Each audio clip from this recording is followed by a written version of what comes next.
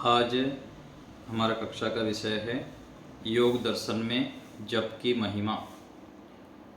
योग दर्शन में एक सूत्र आता है तज्जपस तदर्थ भावनम। परमात्मा का तद अर्थात उस पीछे जो वर्णन किया गया क्लेश कर्म विपाक आशय ही अपरामृष्टः पुरुष विशेष ईश्वरः। परमात्मा के विषय में जो बताया गया उस परमात्मा का जप करना चाहिए, ओम का जप करना चाहिए, जिसके विषय में कहा गया तस्य वाचकः प्रणवः। उस परमात्मा का जो वाचक है वह ओम है। ओम का हमें जप करना चाहिए। ऋषियों की एक शैली है, ऋषियों ने कम शब्दों में अधिक बातों को बताना चाहते हैं संकेत के रूप में। जैसे वेदों में वेद मंत्रों का हम स्वाध्याय करते हैं, मंत्र छोटा सा होता है लेकिन उसका अर्थ विस्तृत होता है। उस अर्थ में भी 3 प्रकार का अर्थ किया जाता है। आध्यात्मिक अर्थ किया जाता है, आदि दैविक, आदि भौतिक अर्थ किया जाता है। वेद मंत्र वही है, उसके अर्थ विस्तार हो जाता है और उन मंत्रों के, श्लोकों के, सूत्रों के अर्थों को जितना जो गहराई से समझता है, विस्तार रूप में समझ के अपने जीवन में लाता है, वो जल्दी लाभ उठा लेता है। तो ऋषियों ने सूत्र अर्थात संक्षेप में किसी विस्तार, विशेष गहरे अर्थ को बताया जाता है। तो जप की महिमा इसमें बताया गया है कि परमात्मा का हमें जप करना चाहिए अर्थ विचार पूर्वक। 2 स्थितियां हैं, एक तो संसार का प्रकाश, संसार का ज्ञान, और दूसरा है ईश्वर का ज्ञान। ईश्वर की महिमा, संसार की, जगत की महिमा। जिसकी महिमा हमारे बुद्धि में बैठा हुआ है उसके इर्द गिर्द हम घूमते रहते हैं, उसी में ही हम डूबे रहते हैं, उसी को ही सर्वोपरि मानते हैं। और यदि हमारा चुनना, निर्णय करना, चयन करना गलत हो गया तो उससे मार भी खाते हैं, पिटाई भी खाते हैं, फिर बुद्धि ठीक ठिकाना आ जाता है यदि हमारा चयन ठीक से नहीं हुआ तो। और यदि चयन ठीक हुआ, ठीक हम चयन कर लिए तो दूसरी तरफ हम लाभ भी उठा लेते हैं, बहुत अधिक सुखी रहते हैं, समृद्ध रहते हैं, प्रसन्न रहते हैं, शांति को प्राप्त करते हैं। ये चयन यदि हमारा ठीक हो तब। तो जप हम करते हैं किसी भी चीज का बार बार स्मृति में लाना, उच्चारण करना, ये जप है। मानसिक रूप में भी हम जप करते हैं और वाणी में भी जप करते हैं। किसी के नाम को बार बार वर्णन करते हैं, किसी के गुणों को बार बार जैसे स्तुति करते हैं ना, ऐसे ही जप अर्थात किसी शब्द को बार बार आवृत्ति करना। ओम ओम ओम ओम जप करते हैं, ओम भूर्भुवः स्वः आदि गायत्री मंत्र का जप करते हैं हम। तो उस जप करते समय यदि अर्थ विचार पूर्वक करेंगे, उस मंत्र का, उस शब्द का अर्थ हमारे मन मस्तिष्क में अच्छी प्रकार बैठा होगा, ठीक से हमको समझ में आएगा, तो उसका लाभ भी हमको मिल पाएगा। नहीं तो क्या करते हैं, तोता रटन बोलते हैं ना, ओम ओम ओम ओम जप तो कर रहे हैं लेकिन अर्थ बिल्कुल भी मन में नहीं है। और अर्थ मान लीजिए हो भी गया तो अर्थ उसी समय मान लीजिए जप भी कर लिए, अर्थ विचार भी कर लिए, बाद में उस अर्थ से कैसे लाभ लिया जाएगा, कैसे अपने जीवन में घटाया जाएगा, वह समझ में न आने से साधना से उठा, उपासना से उठा व्यक्ति, फिर शुरू लड़ाई झगड़ा अपमान आदि आदि जो भी कृत्य है वो सब चल पड़ता है। इसीलिए व्यवहार और उपासना काल के समन्वय नहीं बिठा पाते हैं। तो कोई भी काम में हमें सफल होने के लिए उसको अधिक से अधिक हमको जानना पड़ेगा, उसमें कुशल होना पड़ता है। तो जब से क्या होता है, जिस ईश्वर के विषय में हम छोटे से आयु से सुनते आ रहे हैं कि परमात्मा सब जगह है, सर्वत्र व्यापक है, सब में है, कण कण में विद्यमान है, हमारे आसपास विद्यमान हैं, हमारे सबसे बड़े माता पिता आदि है, उनसे हमें सब कुछ मिला हुआ है। जो हम सुनते हैं, पढ़ते हैं, सामान्य रूप से थोड़ा बहुत जो जानते हैं, वह हमको समझ में आने लग जाता है। वास्तविकता क्या है? हम बहुत कुछ पढ़ते तो हैं, सुनते तो हैं, लेकिन हमारे समझ में आता नहीं है, मन मस्तिष्क में बैठता नहीं है। और उसका परिणाम क्या है? ईश्वर हमें समझ में नहीं आता है, समझ में नहीं आया है, उसका परिणाम क्या दिखता है व्यवहार में? और मान लीजिए समझ में आ गया तो उसका परिणाम क्या होगा? डर, हताश, निराश, उदास, अकेलापन, जो खालीपन लगता है ना हमको। इसीलिए तो खालीपन के लिए तो हम पति पत्नी, बच्चे, मित्र, साथी, मोबाइल आदि सबको जो अलग अलग आलम्बन लेते हैं, किस लिए लेते हैं? ये सब आलम्बन जो लेते हैं व्यक्तियों के, वस्तुओं के, स्थानों के, क्यों आलम्बन लेना पड़ता है? क्योंकि हम ठन ठन गोपाल है, बिल्कुल हमारे पास खालीपन है।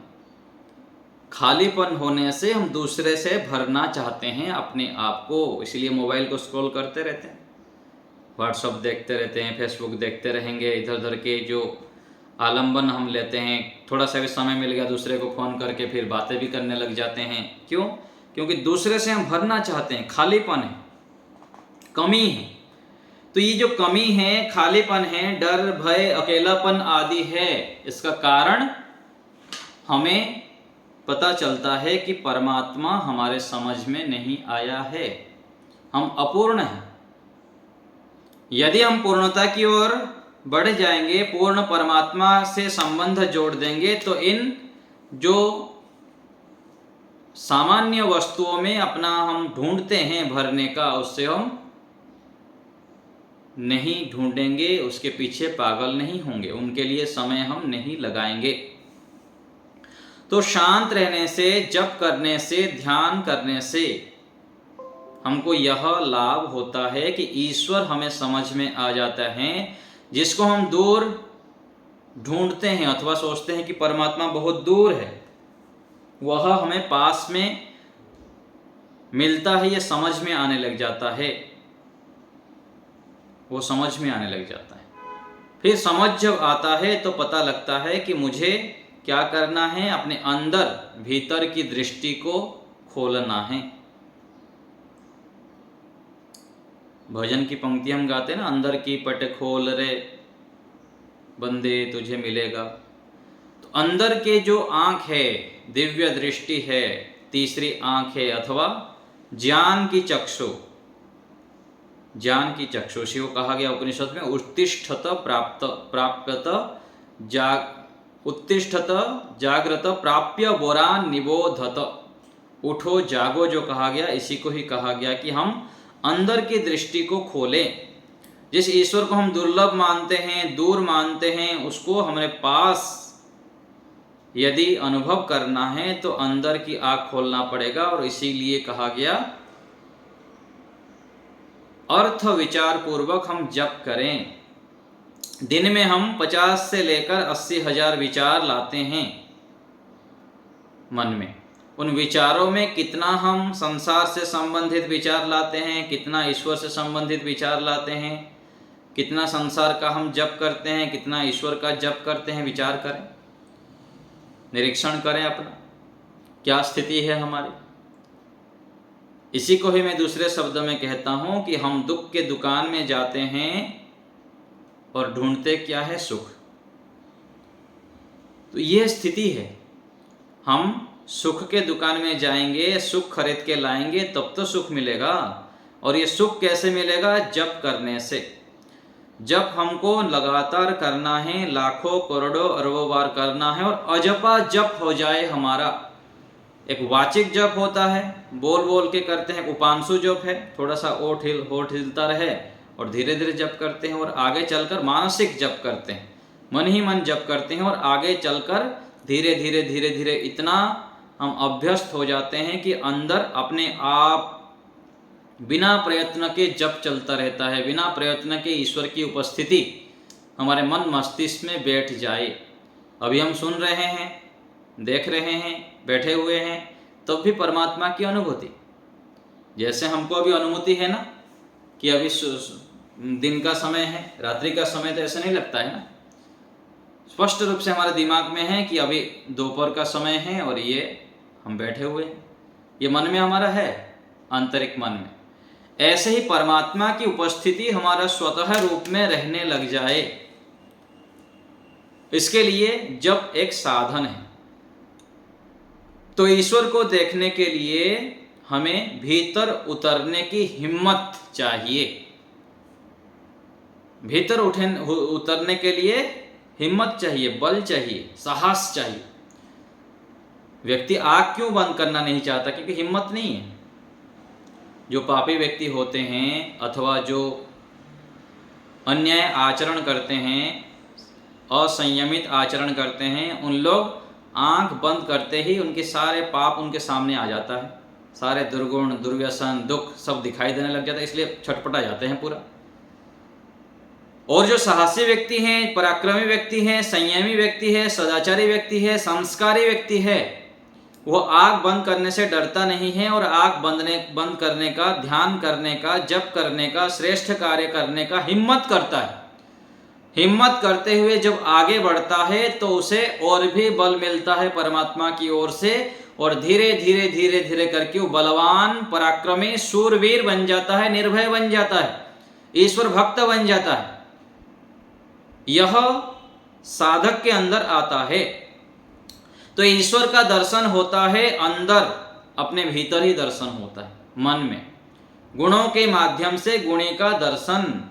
तो जप आदि करने से हम संसार के जो चहल पहल है, इन सब में रहकर भी, सांसारिक व्यवहार करते हुए भी अंदर प्रवेश करने लग जाते हैं। फिर दिव्य ज्ञान हमें मिलता है।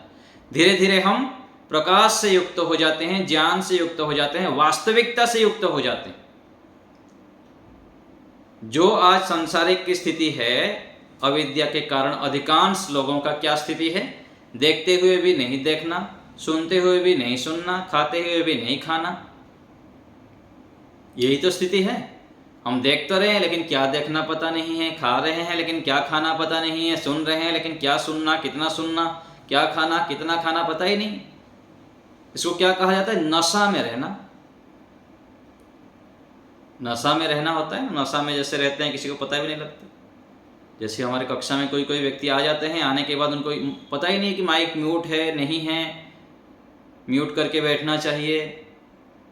फिर साथ में कब कक्षा में जोड़ना, कब कक्षा में जाना, कभी भी जुड़ जाना, कहीं भी किसी कार्यक्रम में जाना है तो कभी भी चला जाना, कुछ भी दिन भर कोई भी मन में आया कुछ भी काम कर लिया। ये क्या है? नशा में। उनको पता नहीं चलता कि क्या करना, कब करना, कितना करना, किसके साथ कैसे व्यवहार करना, यह पता नहीं लगता। तो व्यक्ति जब साधना मार्ग पर चलता है, ध्यान, शांत, उपासना, सत्संग आदि करता है, उसको पता लगता है कि मैं कौन हूँ, कब क्या करना, कितना करना, कैसे व्यवहार करना, किसके साथ कैसे करना। ये क्या है? जागरूकता, जाग जाना। व्यक्ति को पता लगता है। और यही जागरूकता को कहा गया अर्थ विचार पूर्वक जप करना। ये जागरूकता बढ़ जाता है। पहले जप करते हैं, बिना अर्थ किए भी कर सकते हैं, प्रारंभ में बोल बोल के कर सकते हैं। फिर धीरे धीरे आगे जब व्यक्ति बढ़ता है, हजारों बार, लाखों बार, करोड़ों बार गायत्री मंत्र जप करते करते करते करते ऐसी स्थिति बन जाती है, एक गायत्री मंत्र को पकड़ लेता है, घंटों तक उसमें चला जाता है। एक ओम को पकड़ेगा, ओम का उच्चारण करेगा, शांत होके उस ओम में ही डूब जाता है साधक। तो स्थूल से सूक्ष्म की ओर बढ़ना पड़ता है। यदि प्रारंभ में कहा जाएगा तो ओम जप करके क्या होगा, गायत्री मंत्र हजारों बार जप करके क्या होगा, तो जो नहीं कर रहा है उसके तुलना में तो करना ठीक है ना। प्रारंभ में करने के बाद फिर धीरे धीरे जब हम चित्त को शुद्ध करते हैं, शांत होते हैं, तो फिर उसकी गहराई में जाते हैं और अर्थ को साथ में पकड़ते जाते हैं।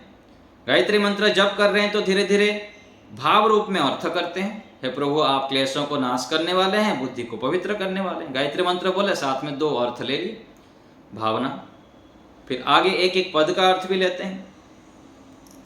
तो यदि हम सच्चे हृदय से शुद्ध होकर जप ध्यान आदि करेंगे तो परमात्मा की कृपा से हम हताश निराश आदि नहीं होते हैं और कालांतर में हमको विशेष उपलब्धियों की प्राप्ति होती है। प्रारंभ में तो लगता है कि मुझको तो कुछ मिलता नहीं है, इतना मैं कर रहा हूँ, ना मैं कोई जीवन में परिवर्तन हो रहा है, ना क्रोध जा रहा है, ना कुछ हो रहा है। दूसरे लोगों को भी लगता है और अपने को भी, साधक व्यक्ति को भी लगता है। लेकिन धैर्य पूर्वक लगातार यदि हम लगे रहते हैं तो फिर उपलब्धि दिखने लग जाता है। विशेष चमत्कार होता है, परिवर्तन हो जाता है। जैसे मोबाइल को चार्ज करते हैं, रोज चार्ज करते हैं हम, तो ये जप करना, ध्यान करना, सत्संग करना, ये क्या है? अपने आप को चार्ज करना। अपने आप को चार्ज करते करते करते करते हम धीरे धीरे धीरे धीरे अपने कुसंस्कारों के ऊपर चोट डालते हैं, अपने अविद्या के ऊपर चोट डालते हैं, और वो कमजोर होता रहता है, होता रहता है, होता रहता है, चाहे पता लगे ना लगे, लेकिन होता है। जैसे बताते हैं कि पानी जो हम पीते हैं ना, पानी जो पीते हैं तो मुंह में जो ग्लास लगा देते हैं तो उसमें बहुत सारे बैक्टीरिया आ जाते हैं। मुंह में ग्लास लगाते ही अनेक बैक्टीरिया आ जाते हैं उसमें। तो देखिए इतने सूक्ष्म रूप में उसमें परिवर्तन होता है, बैक्टीरिया आदि आ जाते हैं। तो कोई भी हम कार्य करते हैं मन से, वाणी से, शरीर से, उसका प्रतिक्रिया अथवा उसका प्रभाव होता ही होता है। इसलिए नहीं मानना चाहिए कि मैं जप कर रहा हूँ, ध्यान कर रहा हूँ, सत्संग कर रहा हूँ, कोई लाभ तो होता ही नहीं, ऐसे लगता है। तो हो रहा है, पता नहीं लग रहा है। इसलिए ऋषियों ने कहे कि दीर्घ काल तक धैर्य पूर्वक, तपस्या पूर्वक, श्रद्धा पूर्वक, विद्या पूर्वक, ब्रह्मचर्य पूर्वक लगे रहिए, डटे रहिए, तो लाभ जरूर होगा, अवश्य ही होगा। तो अर्थ विचार पूर्वक ईश्वर के गुणों से हम युक्त हो जाएं, गुणों को धारण करें। ओम के उच्चारण के समय परमात्मा के अर्थ, परमात्मा के बहुत सारे गुण हैं, कोई भी एक गुण को लेकर अभ्यास करें। जब भी आप ओम का उच्चारण करते हैं, ऐसे अभ्यास बना दीजिए कि एक गुण को लेना है, उस गुणों का विचार करते हुए आपको ओम का उच्चारण करना है, और बार बार उस गुणों को परिवर्तन नहीं करना चाहिए। लंबे समय तक एक गुण के ऊपर लेकर अर्थ विचार करें। एक सप्ताह कर लिए, 15 दिन कर लिए, 6 महीना कर लिए। एक एक गुणों को जब हम लंबे समय तक अभ्यास करते हैं तो उसमें निष्णात होते हैं, और धीरे धीरे पता लगता है कि उस गुणों का प्रभाव मेरे अंदर आ रहा है, हो रहा है। इसी को कहा गया गुणों के माध्यम से गुणी का दर्शन। जो आप परमात्मा को आनंद स्वरूप मान के आनंद गुण से आप लगातार विचार करेंगे, अर्थ विचार पूर्वक ईश्वर की उपासना करेंगे, तो धीरे धीरे आप आनंद उत्साह से युक्त हो जाएंगे। जो आप हताश निराश रहते थे, आपको अपने आप को दुखी हताश मानते थे, वह दूर हो जाएगा। ये लाभ होता है। तो ईश्वर को दर्शन करने के लिए कहीं जाने की जरूरत नहीं, केवल अपने इच्छा शक्ति को, चाहत को दृढ़ करना होता है, और सूक्ष्मता से निरीक्षण करना पड़ता है कि कैसे प्राप्त होंगे ईश्वर, किस प्रकार से प्राप्त होंगे, और मेरा कितना तड़प है। मैं ध्यान में केवल बैठ जाता हूँ, केवल ईश्वर याद आते हैं, या व्यवहार में भी खाते बैठते पीते उठते बैठते सब जगह पर ईश्वर को मैं पकड़ पाता हूँ। यह अभ्यास करनी पड़ती है साधक को। पानी पी रहे हैं तो परमात्मा को स्मरण करते हुए, कुछ भी दिन भर क्रियाएं कर रहे हैं, किस जगह पर हमारा अधिक झुकाव हो रहा है। ईश्वर उपासक जो होते हैं उनको हर समय ईश्वर ही प्यार लगता है, ईश्वर ही प्यारा लगता है। अनावश्यक जो लोगों से बात करना, मिलना जुलना आदि आदि कार्यों में उनको इतना रुचि नहीं होती, और इन सब चीज़ों में जब रुचि कम हो जाएगा तो ईश्वर की रुचि बढ़ेंगे, सत्संग में रुचि बढ़ेगा, ईश्वर उपासना में रुचि बढ़ेगा। तो जैसे यहाँ पर हम देखते हैं ना, छोटे बालक होता है, प्रथम क्लास में बैठता है, दूसरे क्लास में बैठता है, तीसरे क्लास में बैठता है, फिर आगे धीरे धीरे बढ़ता रहता है। ऐसे ही साधक व्यक्ति जब ध्यान करता है, जप करता है, उपासना करता है, उसका एक एक लेवल बढ़ता रहता है, बढ़ता रहता है। और ये विश्वास हमारे अंदर होना चाहिए यह विश्वास बनाना पड़ता है। जितना जितना हम बनाएंगे उतना हमको अधिक लाभ होगा, अधिक लाभ दिखाई देगा, और विश्वास बढ़ेगा जितना और भी हम प्रवृत्त होंगे उसकी ओर। विश्वास नहीं होगा तो फिर बढ़ाएंगे कैसे? जप को कैसे बढ़ाएंगे? ध्यान को कैसे बढ़ाएंगे? सत्संग को कैसे बढ़ाएंगे? एकांत को कैसे बढ़ाएंगे आप? विश्वास तो आपको बनानी पड़ेगी, वो स्वयं का काम है, आपको ही करना पड़ेगा। यहां जैसे हम संसार के विषय में कितने विश्वास बना के रखें, जो भी संबंधों में, वस्तुओं में हमारा अत्यधिक रुचि है, अत्यधिक झुकाव है, वो तो हम ही तो बार बार लाके उसको अपने उसमें झुकाव किए हैं। जिनके गुणों का हम बार बार चिंतन करते हैं उसमें हम झुक जाते हैं। ऐसे ही जप में, ध्यान में, एकांत में इन गुणों को बार बार विचार करने पड़ेगा। जितना विचार करेंगे उतना हमारा समय लगेगा उसमें, और समय लगाएंगे तो सफलता मिलेगी। तो यह जब उपलब्धि होने लगता है तो क्या होता है, हमारा जो भ्रम है, द्वंद्व है, अनेक सारे प्रश्न होता है अंदर, संशय होता है, वो संशय सारे दूर हो जाता है ईश्वर की कृपा से, ईश्वर की सानिध्य से। जो मन एकाग्र होता है तो हम भ्रम से, द्वंद्व से, प्रश्नों से, शंकाओं से दूर हो जाते हैं। भय नहीं लगता किसी से, सच सच बोलने से भय नहीं लगता। तो अंदर के प्रकाश, रोशनी जब अंदर छाएंगे, ज्ञान का प्रकाश होता है, तो फिर व्यक्ति प्रकाशित हो जाता है। इसलिए कहा गया ना, तमसोमा ज्योतिर्गमय। तमस अर्थात अंधकार, अज्ञान, और परमात्मा का जो प्रकाश होता है, ज्ञान का प्रकाश होता है, तत्व ज्ञान हमारे अंदर आएगा तो सब दुख, कष्ट आदि सब दूर हो जाएंगे। फिर अंतर्दृष्टि हमारा खुल जाता है, अंतर्दृष्टि खुलता है। इसलिए कहा गया वेद मंत्र में, यस्मिन् ऋचः साम यजुंसि यस्मिन् प्रतिष्ठिता रथना भावि वाराः। सारे वेद, दर्शन, शास्त्र आदि हमारे अंदर ही है। जन्म जन्मांतरों से हम इनका अभ्यास करके आए हैं, किए हुए हैं, सब कुछ हमारे अंदर है, वो सब प्रकट होने लग जाता है। अर्थात व्यक्ति का ज्ञान का स्तर जब बढ़ता है, जो भी पढ़ा हुआ, सुना हुआ विषय है वो उपस्थित होने लग जाता है, और ज्ञान बढ़ने के बाद वो धीरे धीरे फिर प्राप्त भी करने लग जाता है। हम जब घर में थे तो हम तड़पते थे कि कहाँ जाके संस्कृत सीखेंगे, कैसे संस्कृत सीखेंगे, कैसे शास्त्रों को जानेंगे, इधर उधर भटकते रहते थे, कभी किसी के पास जाते थे, कभी किसी के पास जाते थे। आध्यात्मिक व्यक्ति का यह एक लक्षण है, जब वो साधना में बढ़ता रहेगा आगे तो उसको संस्कृत पढ़ने में रुचि होगी, गायों की सेवा करने में रुचि होगी, एकांत में रुचि होने लग जाएगा, अच्छे लोगों का संग करने में रुचि होगा, सत्संग करने में रुचि होने लगेगा, आश्रम में जाना, विद्वानों का संग करना, ये सब क्या है, स्वाभाविक प्रवृत्ति है। जब व्यक्ति शुद्ध होता है, अपने आप को पवित्र करता है, तो यह प्रवृत्ति स्वतः रूप में व्यक्ति के अंदर आता है। तो जब व्यक्ति के अंदर प्रवृत्ति होगी, जो इच्छा करेंगे वो परमात्मा बैठे हुए हैं, अंतर्दृष्टि खोलने से, परमात्मा की कृपा से अलग अलग माध्यम बन जाएंगे लोग। ये जो संसार की कर्मफल व्यवस्था है, हमको कई बार समझ में नहीं आता है। बहुत सारे कष्टों के माध्यम से, बाधाओं के माध्यम से, परेशानियों के माध्यम से व्यक्ति को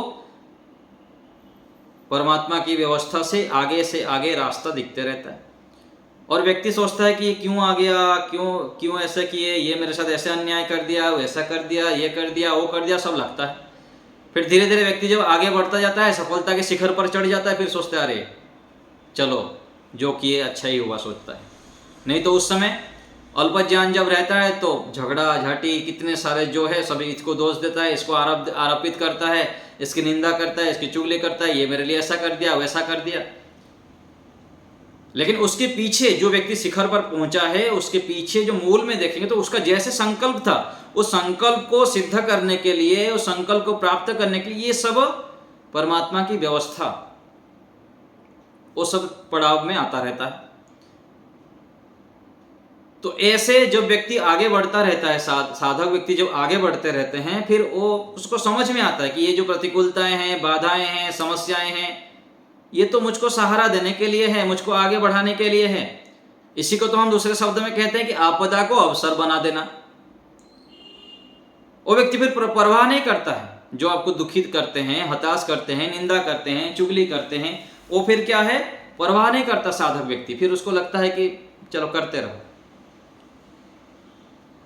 और इस स्थिति को देखिए ऋषियों के जब हम देखते हैं तो वहां पर समझ में आता है कि सम्मानात् ब्राह्मणों नित्यम उद्विजेत। कितनी बड़ी बात कि सम्मान होने पर उसको विष के तल्ला समझना चाहिए, जहर की तरह, और अपमान होने पर अमृत के तल्ला समझना चाहिए।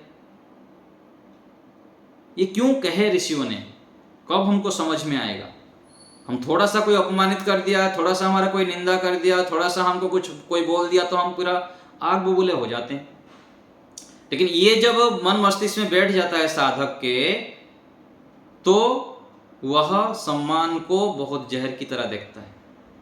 और ये वास्तविकता है, जो हमारे अपने होते हैं, प्रशंसक होते हैं, जो हमारी प्रशंसा करते हैं, हमारी बड़ाई करते हैं, तो हमारा अहंकार का पुष्ट होता है।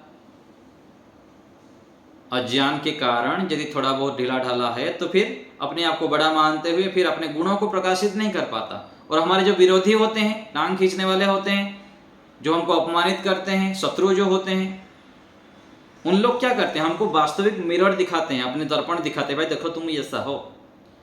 और हमारे जो नहीं भी है तो हम और भी सावधान हो जाते हैं, सतर्क हो जाते हैं, चौकन्ना होकर चलते हैं, तो और भी हमारी उन्नति होती है। इसलिए साधक व्यक्ति को दोनों पक्ष में सम रहना चाहिए। प्रशंसक है, मित्र है, हमको प्रशंसा कर रहे हैं, तो वहां पर भी सावधान रहना होता है, अभिमान ना आ जाए, अपने आप को बड़ा मानने लग जाए, ये भी दोष युक्त हो जाता है। और दूसरे तरफ कोई हमको निंदा करते हैं, हमारे अपमानित करते हैं, हमको दोष दिखाते हैं, तो वहां भी और सावधान हो जाते हैं, इस वास्तविकता क्या दोष है क्या मेरे अंदर। मान लीजिए दिखा रहे हैं तो अच्छी बात है, और नहीं है तो आने भी नहीं देना है, मुझको सावधान रहना है।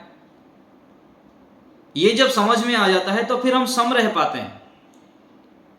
फिर क्या होते हैं, हम सम अवस्था को बना पाते हैं। नहीं तो फिर कोई कुछ बोल दिया, उसी को लेके व्यक्ति सोचता ही रहता है, ऐसा क्यों बोल दिया, ऐसा क्यों बोल दिया, ऐसा क्यों बोल दिया, उसको देख लूंगा, ये भावना हो जाती है व्यक्ति के अंदर। तो हमें दुख, कष्ट, बाधाएं, विरोध अनेक होने पर भी सम रहना है, और उसको आपदा को अवसर मानते हुए साधना के मार्ग पर आगे बढ़ते रहना है। और ये होगा कब? ये कब होगा? जब हम अधिक से अधिक जप करेंगे, आंतरिक यात्रा में गहराई में उतरेंगे। नहीं तो ये बहुत कठिन है।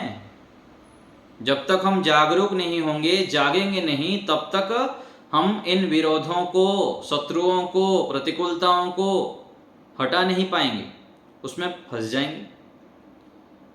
तो जागने पर ही आंतरिक आनंद मिलता है। हम संसार में रहते हुए इन सब कार्यों को करते हुए संसार के दुखों से हम भागते नहीं हैं, फिर जाग जाते हैं। जितना लोग विरोध करेंगे, जितना कुछ करेंगे, हम अंतर और भी डुबकी लगाते हैं, और भी जप करते हैं, और भी ध्यान करते हैं, और भी ईश्वर के सानिध्य में जाते हैं। क्योंकि जितना आप उधर जाएंगे आंतरिक, उतना आपको मजबूती मिलेगी। ये वास्तविकता है। ये साधक व्यक्ति को गहराई से समझना पड़ेगा, और जितना जल्दी समझ में आ गया, अच्छी प्रकार से समझ में आ गया, उतना कमाल करता है, उतना उसके लिए लाभकारी हो जाता है। क्योंकि जितना आप अंदर घुसेंगे, अंदर की दुनिया में, अंदर की साधना में आप प्रवेश करेंगे, उतना आप मजबूत बन जाएंगे, पूरा दृढ़ बन जाएंगे, मानसिक शांति आदि सब मिलेंगे, विशेष आंतरिक शांति, और नया दृष्टिकोण मिलता है हमको। जब से, ध्यान से, सत्संग से हमको नया दृष्टिकोण मिलता है, हमारी दृष्टि बदल जाती है, देखने की दृष्टि बदल जाएगी। सांसारिक व्यक्ति जिस दृष्टि से देखते हैं, उससे हम अलग बन जाएंगे। इसी को ही तो कहा गया, जीवन मुक्त बनना, विदेह बनना, स्थितप्रज्ञ बनना, हानि लाभ मान अपमान सभी स्थितियों में सम रहना। जो सामान्य व्यक्तियों को, संसार के व्यक्तियों को दुर्लभ लगता है, आश्चर्य लगता है, वही साधक व्यक्ति को सरल हो जाता है, आराम से वो कर लेते हैं। ये कब होता है? जब हम साधना करते हैं, जप करते हैं अधिक से अधिक।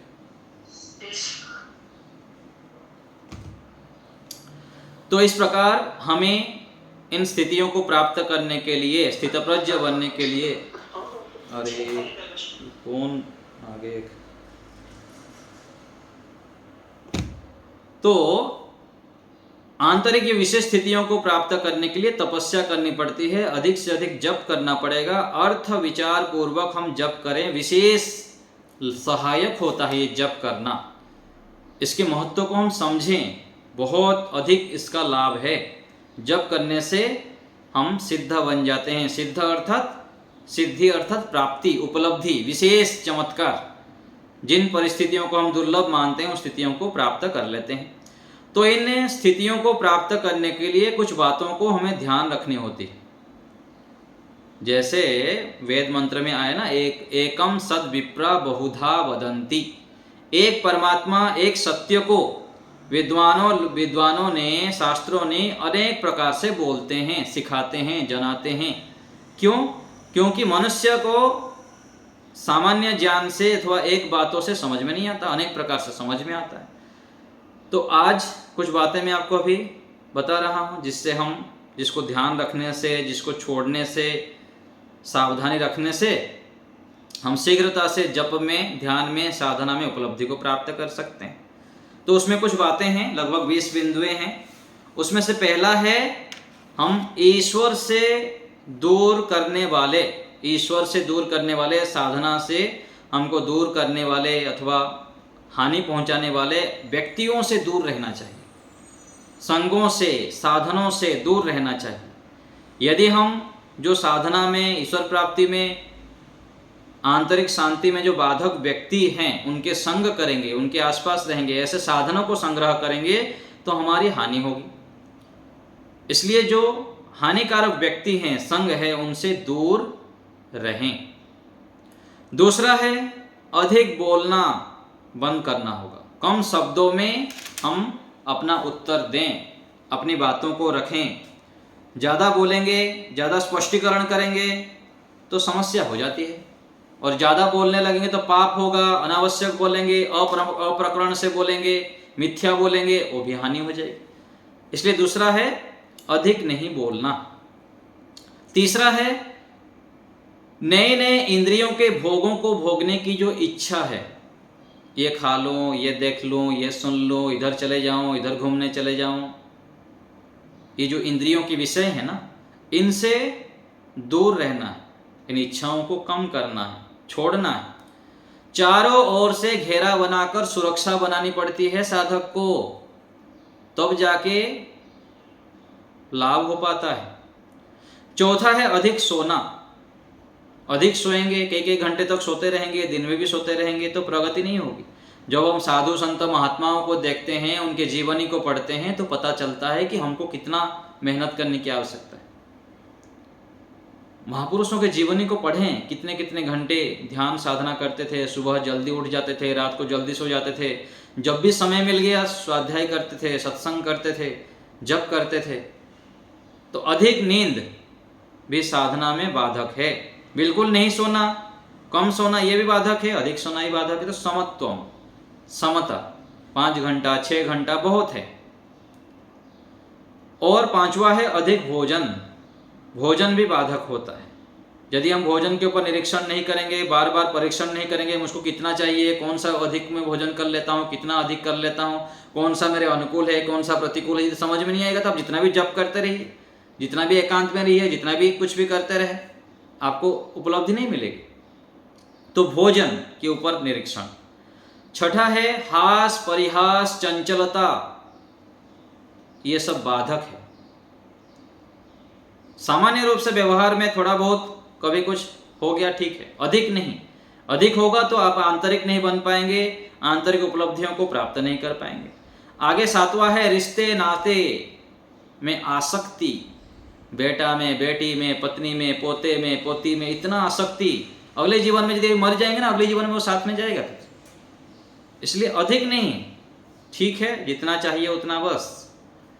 अधिक यदि हो गया तो फंस जाएंगे, ईश्वर दूर दूर चला जाएगा, ईश्वर बहुत दूर, जन्मों तक के दूर चले जाएंगे आप। इसलिए बहुत सावधान संबंधों में, ये हटानी तो पड़ेगी, नहीं तो फिर जन्म जन्मांतरों से यही तो चल रहा है, यही चल रहा है और अभी भी चलता रहेगा। तो कम करना पड़ेगा, या तो आप इधर से मेहनत करके कम करिए अथवा साधना को बढ़ाइए। बुद्धि की शुद्धता होगी, ऋतंभरा प्रज्ञा जागेगा आपका, फिर सत्य समझ में आएगा क्या करना क्या नहीं करना। 8वां है क्रोधी स्वभाव को दूर करें, शांत रहने का प्रयास करें। क्रोध करेंगे तो दूसरे की भी हानि है, अपना भी हानि। दूसरे का हानि हो ना हो, स्वयं का अधिक हानि होता है। अपने किडनी के ऊपर, हार्ट के ऊपर, रस, पूरा शरीर के अंग प्रत्यंग के ऊपर प्रभाव पड़ता है अधिक क्रोध करने पर, इसलिए सावधान। और आगे है हिंसा करना, हिंसा को त्याग करना, मन से, वाणी से, शरीर से। दूसरों का हम तनिक भी, थोड़ा सा भी हानि करने की, अपकार करने की सोचने भी लग जाते हैं ना, तो उसका तो हानि हो ना हो अपना ही शुरू हो जाता है। ये कितना बारीक देखिए, कितना सूक्ष्म है। इसलिए कहा गया, ऋषि दयानंद जी क्या लिखे हैं कि जिसको उपासना का आरंभ करना है वो बैर भाव छोड़ दे, पहले द्वेष छोड़ दे, हिंसा छोड़ दे, तब जाके तो साधना में आप स्टेप रखेंगे। आप पूरा पहला सीढ़ी कितना सूक्ष्म देखिए। और हम पदे पदे यहाँ मन से, वाणी से कटु बोलते रहते हैं, मन से दूसरे के विषय में क्या क्या सोचते रहते हैं, कितनी हानि करते हैं। दूसरे का हानि हो ना हो, अपना संस्कारों को हम बिगाड़ देते हैं, इसीलिए हम विशेष प्रगति साधना में नहीं कर पाते। 10वां है आलस्य का त्याग, आलस्य को छोड़े, पुरुषार्थ, पुरुषार्थ, पुरुषार्थ, पुरुषार्थमय जीवन हो जाए हमारा। और 11वां है शौक को छोड़े। शौक अर्थात वस्त्र का शौक होता है ना, आज ये पहन लिया, कल वो पहन लिया, कल ये जूता पहन लिया, कल ये गाड़ी ले लिया, कल वो मोबाइल ले लिया, आज ये खाने की इच्छा, कल वो खाने की इच्छा। ये क्या है? शौक पालता है व्यक्ति। शौक पालने वाला व्यक्ति कहाँ साधना में आगे बढ़ेगा? इसलिए इनको त्यागें। जो मिल गया, जो है अधिक आवश्यकता है, जितना आवश्यकता है संबंधों को निभाने के लिए, व्यवहार को सिद्ध करने के लिए, उतना, अधिक नहीं। अधिक तो समय यदि इसमें आप लगा देंगे तो कहाँ आप फिर आंतरिक जगत में डुबकी लगाएंगे, कहाँ परमात्मा के दिव्य आनंद की ओर बढ़ेंगे, कहाँ अपने कुसंस्कारों को ध्वस्त करेंगे। आगे 12वां है मान बढ़ाई का चाहा त्याग करना। कितनी सारी बढ़ाई हम करते हैं ना, मेरे अंदर ये ज्ञान है, ये बल है, मैं इतना मौन करता हूँ, मैं इतना ध्यान करता हूँ। कैसी कैसी हमारी इच्छा रहती है। जब हम सूक्ष्मता से निरीक्षण करें ना, पता लगेगा। लोग मुझको पहचाने, ये चाहे, ये करे, वो करे, ये सबको छोड़ना पड़ेगा, बिल्कुल छोड़ना पड़ेगा, तब जाके हमारी प्रगति होगी। और आगे है बड़प्पन का अभिमान ना रखना। बड़प्पन रहता है ना, मैं बड़ा हूँ, मैं इतने आयु वाला हूँ, मैं इतने प्रतिष्ठा हूँ, इतना तो मेरे को मान करें। बड़े बड़े के अंदर भी ये जाना मुश्किल हो जाता है। जब हम साधकों को देखेंगे, ऋषियों के जीवनों को देखेंगे, पढ़ेंगे, उनको सूक्ष्मता से निरीक्षण करेंगे, तब पता लगता है कि हम कहाँ खड़े हैं। इसलिए अपने तुलना ऋषियों के साथ करना चाहिए, महापुरुषों के साथ करना चाहिए, महान दिव्य आत्माओं के साथ करना चाहिए। भारत के इतिहास को देखें, कितने सारे साधु संत महात्मा हुए, कितने साधु संत हुए हैं, और कितनी कितनी साधना करते रहे, दिन रात जप करते रहे, 10-10 घंटा, 15-15 घंटा जप करना, इतना त्याग करना, इतना तपस्या करना, इतना एकांत में रहना।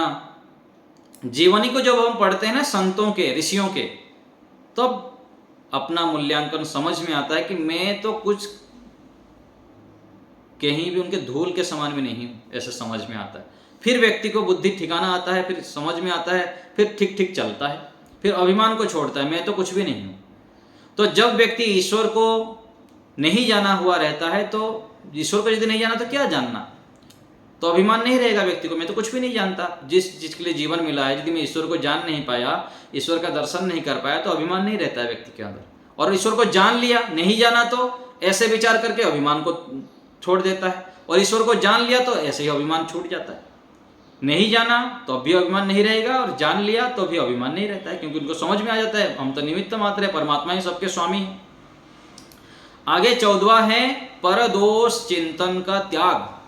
यदि साधना में हमको विशेष आगे बढ़ना है तो चिंतन भी नहीं करना है किसी का, ये बहुत कठिन है। हमारे आसपास कोई है, गड़बड़ कर रहा है, बार बार गड़बड़ कर रहा है, मना करने पर भी दोष गलतियां करता रहता है, फिर हम ना सोचे, कितनी बड़ी बात है। और चिंतन आप बार बार करेंगे तो हमारे अंदर आ जाएगा। कर्मचारी है, कोई दूसरे व्यक्ति है, बहुत सारे गड़बड़ी करेंगे, लेकिन उसको हमको अनदेखा करना पड़ेगा। अनदेखा करके अपने आप को मजबूत करेंगे, तब ये अनदेखा कर सकते हैं। कितना जप करना पड़ेगा, कितना ध्यान करना पड़ेगा, सोचिए। जीवन मुक्त बनने के लिए, परवैराग्य को प्राप्त करने के लिए, ईश्वर का दर्शन करने के लिए कितनी ओर से हमको सावधान सतर्क होकर चलना पड़ता है। हम सोचते हैं मैं इतने सालों से कर रहा हूँ, यज्ञ कर रहा हूँ, ध्यान कर रहा हूँ, कुछ मिलता ही नहीं। कितने प्रकार से काम करना पड़ता है, हम तो बहुत थोड़ा सा ही कर रहे हैं। और आगे बताया 15वां, दिखावटीपन। दिखावटी नहीं करना है, वस्त्र की दिखावटी, बल की दिखावटी, मैं इतना व्यायाम करता हूँ, मैं इतना ये करता हूँ, ठीक है, दूसरे को प्रेरणा की दृष्टि से बोल दिया, लेकिन उसमें भी परीक्षण करना है, मैं प्रेरणा दे रहा हूँ या अपना बड़प्पन दिखा रहा हूँ। ईश्वर के सामने रख के अपना परीक्षण करना पड़ेगा, क्योंकि दूसरे चाहे कुछ भी हो, माने ना माने, करे ना करे, अलग बात है। अपने अंदर यदि हम परीक्षण नहीं कर पाएंगे परमात्मा को, तो अपनी ही हानि हो जाएगी। इसलिए अपना सूक्ष्मता से निरीक्षण, अधिक साधन संग्रह नहीं करना है, इसी को अपरिग्रह कहा गया।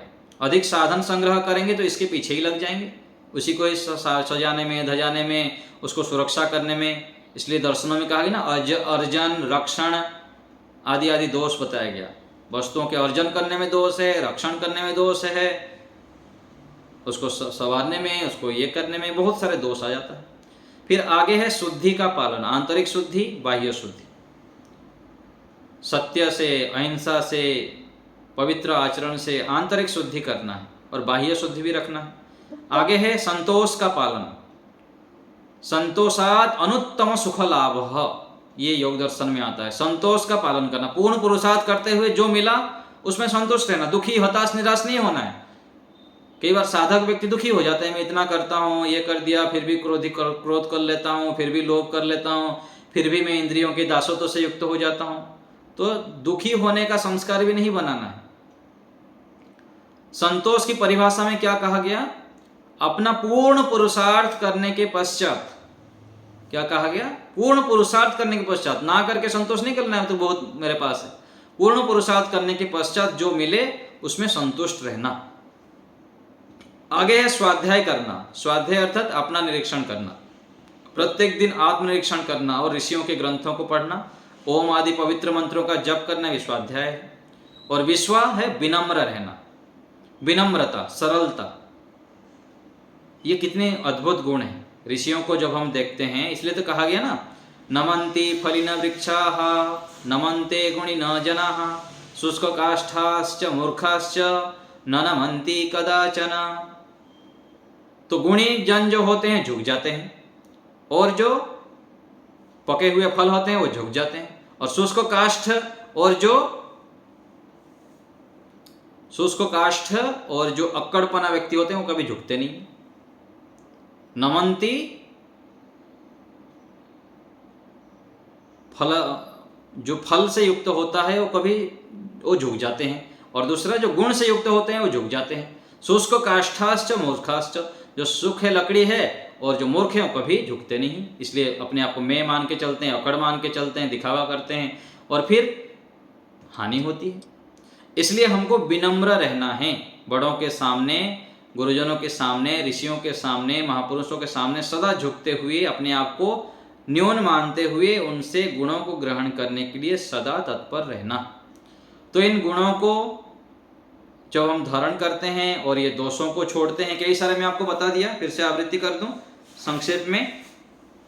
पहला था ईश्वर को दूर करने वाले, संग का त्याग करना, अधिक बोलना त्याग करना, इंद्रियों की जो नए नए भोग भोगने की इच्छा है उसको छोड़ना, अधिक सोना, अधिक भोजन, हास परिहास करना, चंचलता को छोड़ना, रिश्ते नाश्ते में आसक्ति को छोड़ना, क्रोध स्वभाव को छोड़ना, हिंसा को छोड़ना, आलस्य को छोड़ना, शोक को छोड़ना, मान बढ़ाई का चाह जो रखना है उसको छोड़ना, बड़प्पन का जो अभिमान है उसको छोड़ना, पर दोष दर्शन को छोड़ना, दिखावटीपन को छोड़ना, अधिक साधन संग्रह को छोड़ना, शुद्धि का पालन करना, आंतरिक बाह्य शुद्धि का पालन ठीक ठीक करना, संतोष का पालन करना, स्वाध्याय करना और विनम्र रहना।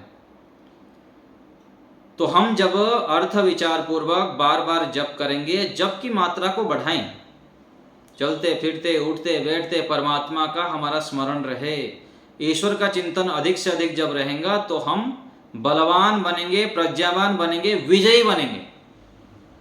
व्यवहार में हमको कोई पराजित नहीं कर सकता है।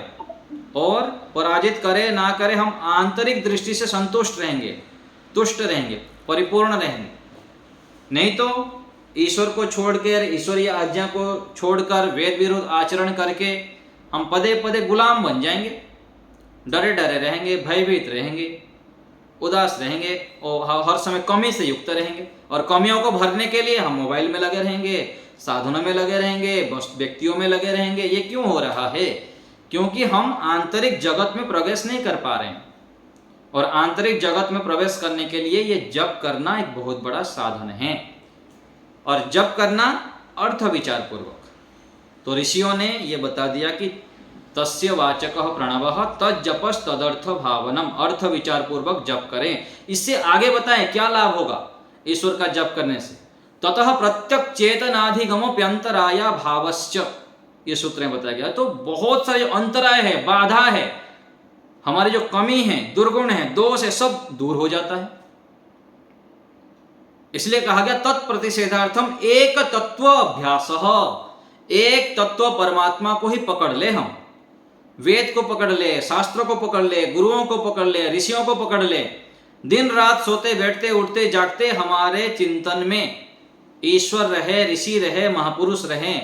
महान चिंतन से, महान विचारों से हम युक्त हो जाए, तब देखिए कैसे हम जाग जाएंगे पूरा। और भारत में, विश्व में जागृत महापुरुषों की आवश्यकता है। और हम सभी महान बन सकते हैं, महान ही हैं, बस जानने की, जगाने की दूरी है। तो हम जब बार बार जप करते हैं, अखंड जप करते हैं, अखंड तप करते हैं, अखंड यज्ञ करते हैं, अखंड ईश्वर भक्ति करते हैं, एकांत में वास करते हैं, ऋषियों के अनुसार जीवन को जीते हैं, तो हमारे अंदर यह मानव से जो महामानव बनने का सामर्थ्य है, नर से नारायण बनने का, पुरुष से महापुरुष बनने का, यह दिव्य सामर्थ्य हम प्राप्त कर लेते हैं। तो हमें इन उपायों को अपनाते हुए और जो दोष है उनको छोड़ते हुए, बार बार आवृत्ति करते हुए इन दोनों को पक्ष को रखें। ये दोष पक्ष है, ये गुण पक्ष है। मेरे अंदर क्या क्या है, कहाँ कहाँ मैं दोषों को अपनाता हूँ, कहाँ कहाँ गुणों को छोड़ता हूँ। तो दोषों को छोड़ना और गुणों को धारण करना, इसके लिए क्या चाहिए? ऋतंभरा प्रज्ञा। ऋतंभरा प्रज्ञा अर्थात सत्यम एव विभर्ति, सत्य को धारण करने वाली बुद्धि। बुद्धि रूपी साधन यदि हमारा कमजोर हो गया तो हम क्या ग्रहण करना, क्या छोड़ना, इसको निर्णय नहीं कर पाएंगे। और ये निर्णय, ऋतंभरा प्रज्ञा की प्राप्ति कैसे होगी? ये जप के माध्यम से, ईश्वर के ध्यान के माध्यम से, एकांत के माध्यम से, संयम के माध्यम से। संयम, इंद्रियों के दासत्व से दूर होना, जितेंद्रिय बनना, ऊर्ध्व रहता बनना, इससे हमारा जीवन सफल हो सकता है और हम बहुत आगे बढ़ते हुए अपने आप को प्रसन्न, सुखी, शांत, संतुष्टि को प्राप्त कर सकते हैं। तो इस प्रकार हम जप की महिमा को समझें, अर्थ विचार पूर्वक ईश्वर का ध्यान करते हुए ओम के माध्यम से, गायत्री मंत्र के माध्यम से अथवा वेदों के कोई भी मंत्र लेकर जप करें और लाभ उठाएं। तो आज यहीं विराम देते हैं। एक बार ओम का उच्चारण। ओम